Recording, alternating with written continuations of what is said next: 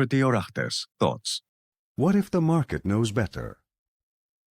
Unless U.S. President Trump extends his ultimatum to Iran once again, the conflict with Iran is likely to escalate further in the coming hours and days. Iran does not appear willing to comply with the U.S. demand to open the Strait of Hormuz. According to the latest news, the Iranian government has even responded by completely cutting off communications. Much therefore suggests that the feared escalation is likely to occur. The oil market has already reacted to this development with a further price surge. In our annual outlook for 2026, we outlined 5 unexpected developments, including the comeback of the oil price.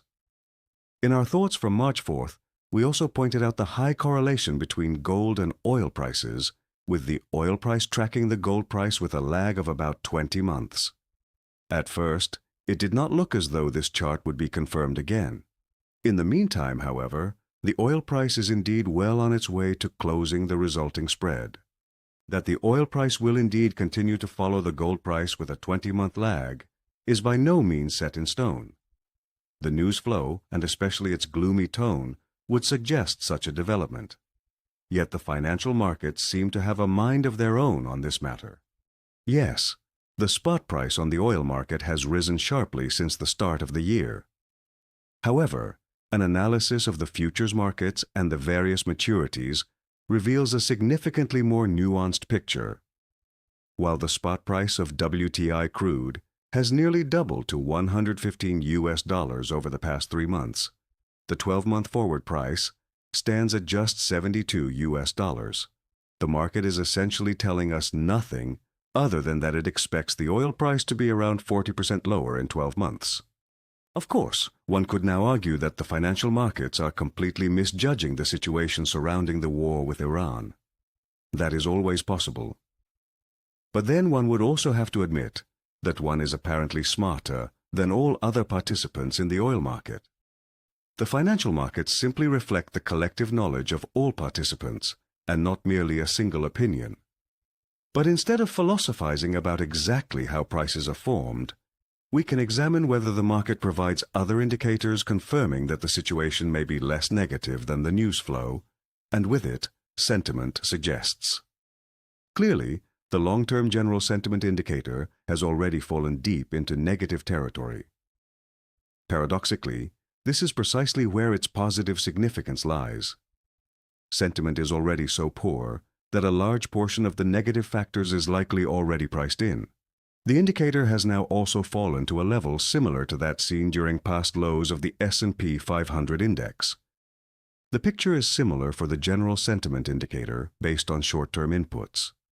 Recently, however, it appears to be signaling that sentiment is improving again. And we all know what actually always happens in the stock markets as soon as sentiment brightens. The S&P 500 index's direct sentiment barometer also provides initial indications that sentiment has not deteriorated further recently.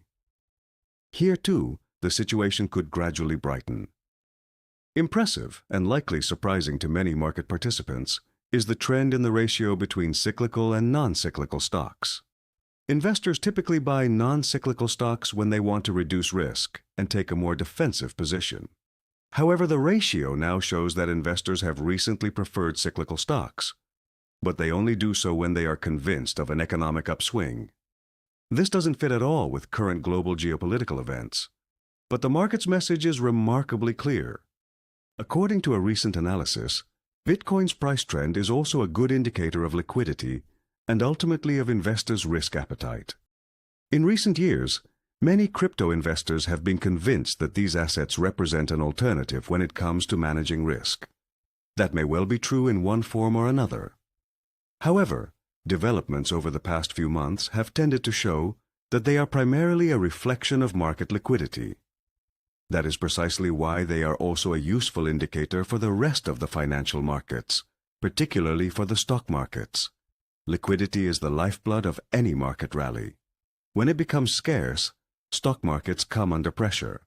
In fact, a comparison between the price movements of the Dow Jones Industrial Average and Bitcoin reveals a high correlation. One even gets the impression that Bitcoin, with its price decline since the fall, has already anticipated the stock market correction. And this is not the first time. Even though we are showing the comparison with the Dow Jones Industrial here, the comparison with the Nasdaq index is even more striking. The Nasdaq Composite's most recent all-time high was reached at the end of October 2025. This makes perfect sense, as typical Nasdaq stocks, unlike many Dow Jones stocks, do not pay dividends or are of a more speculative nature. Central banks are, of course, primarily responsible for market liquidity. A comparison of global M2 money supply trends with the S&P 500 index confirms that a correlation exists, provided M2 is given a 3-month lead time. It takes some time for new liquidity to be invested and thus have an impact on financial markets. The positive message from this chart: the money supply has recently risen again, which should be a positive signal for equity investors. Incidentally, the positive message regarding liquidity trends also applies to crypto investors, who have recently been through such a tough time. The expansion of global M2 should actually lead to cryptos soon completing their correction phase.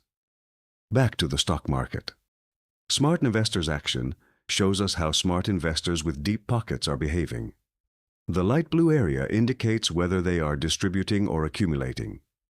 After a phase in which they reduced their investments, they are now accumulating heavily again. The blue area is pointing upward once more.